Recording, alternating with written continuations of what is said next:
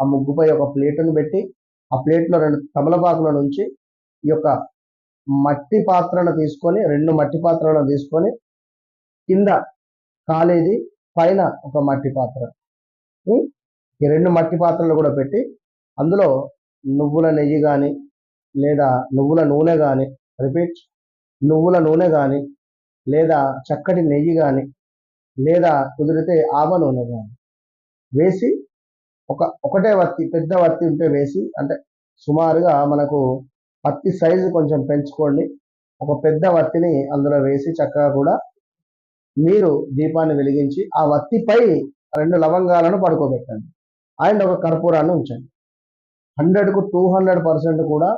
ఇంట్లో ఎలాంటి మనశ్శాంతికి సంబంధించింది కానీ లేదా ఇంట్లో ఎలాంటి ఇబ్బందికరమైనటువంటి సంఘటనలు ఉన్నా, మనీ రిలేటెడ్ ఇష్యూస్ ఉన్నా, భార్యాభర్తలలో కొంత మనకు